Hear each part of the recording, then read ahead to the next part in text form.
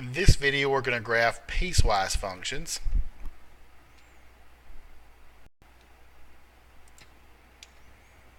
The easiest way I've ever found to graph a piecewise function is to just use a table of values.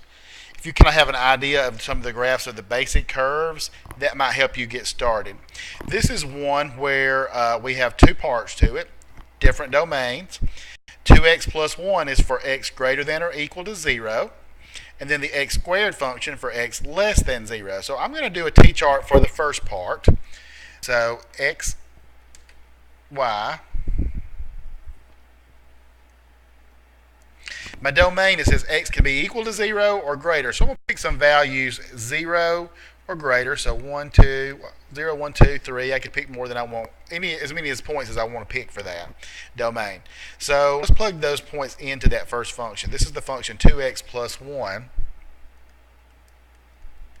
So 2 times 0 would be 0, plus 1 would be 1. If I plug in the 1, 2 times 1 is 2.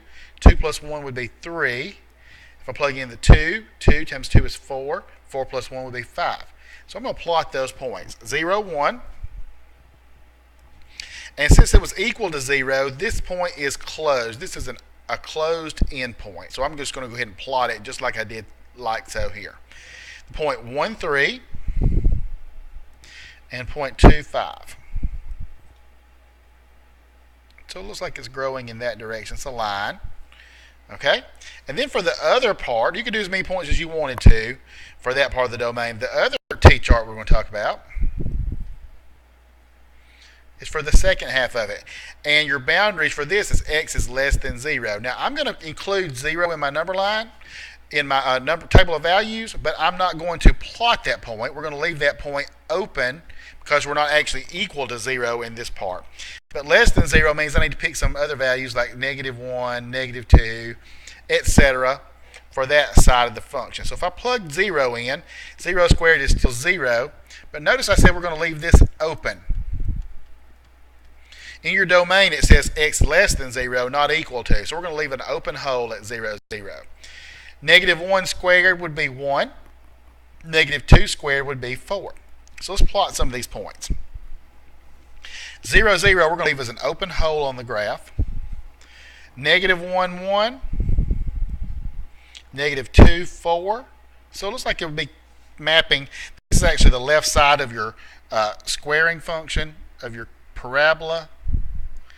So that is the graph of this piecewise function. Now, it is a function. It would pass the vertical line test because if you look, if we pass the vertical line through x equals 0, it would pass through this one point, but actually since this is open, there's not a point there for it to pass through. So this is a correct graphed function. It looks weird, but it's because it's done in pieces. It's piecewise. Let's do one more example of a piecewise function. On this one, we have the graph of -x squared for x greater than 0. So let's do that part first. I'm going to set up a t-chart here. And this is for -x squared. Now note that's x squared, but then it's negated. So you need to make sure when you're plugging in numbers that that's the order that you do it. So x greater than 0. So I'm going to pick 0 as a starting point, but we're not going to include that. So that'll be open. Whatever we get there will be open in an open point, an open hole in the graph. Greater than 0. So I'll pick 1, 2, maybe 3, as many as you want. So if we think about that, 0 squared is still going to be 0. 1 squared is 1, but we're going to negate it. So it'll be -1. 2 squared is 4, so this will be -4. And 3 squared is 9, so it would be -9. But remember, we're going to leave this point open. So let's go ahead and graph that part of the piecewise function. So an open hole at the origin. And then 1, -1. 2, -4. 3, -9. So it's actually like an upside down parabola for that half. Okay? And then the other half, we have the 3x plus 2 part. So my table of values. On this one, your domain says x is less than or equal to 0. So we're equal to 0 or less. So how about -1, -2, negative 3, etc. And since we're equal to 0, we can actually plot the point there for that endpoint.